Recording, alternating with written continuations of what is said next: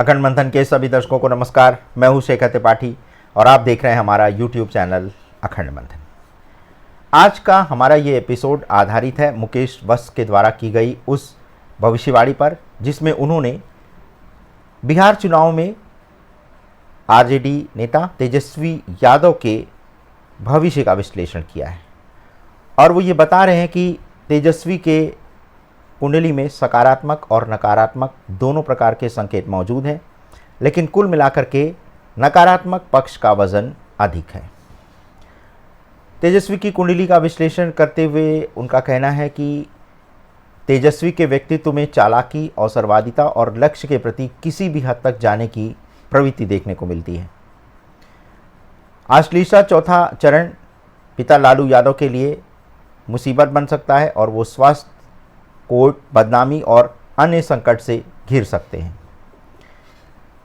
तेजस्वी की कुंडली में मंगल योग कारक होकर के तीसरे भाव में है, तो चुनावी मेहनत, पराक्रम, लड़ने की क्षमता को ये मंगल बढ़ाएगा। 8वें में राहु है, तो राहु स्कैंडल, एक्सपोजर, बदनामी और बाधाओं के योग का निर्माण कर रहा है। कोर्ट चक्र में मंगल का किले के अंदर होना यानी कि फाइटिंग स्पिरिट उनकी मजबूत रहेगी। लाभकारी ग्रहों का अंदर ना होना यानी कि समर्थन और सहयोग में कमी, और राहु पहले से ही अंदर, केतु प्रवेश की कोशिश और गुप्त चालें, विपक्ष के लाभ की संभावना, ये सारे भी लक्षण दिखाई दे रहे हैं।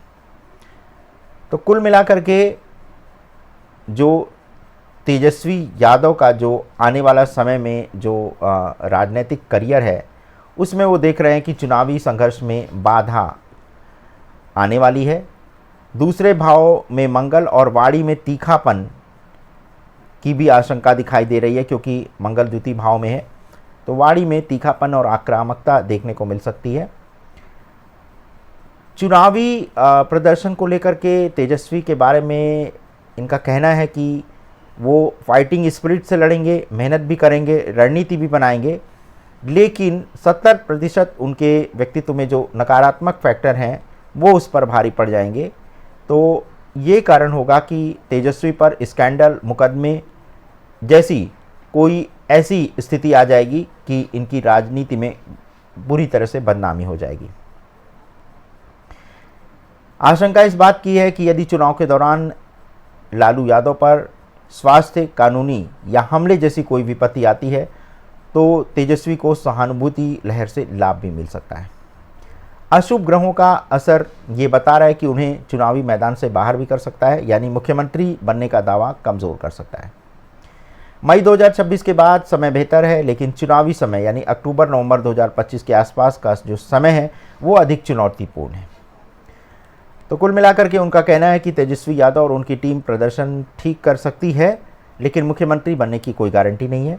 परिस्थितियां उनके पक्ष में तभी पलट सकती हैं जब विपक्ष यानी नीतीश केंद्र लालू यादव पर अति आक्रामक कार्रवाई करे, जिससे सहानुभूति लहर उठे, वरना मौजूदा ग्रह योगों के अनुसार नकारात्मक कारक भारी हैं और चुनाव के बाद उनकी राजनीतिक स्थिति भी कमज़ोर पड़ सकती है।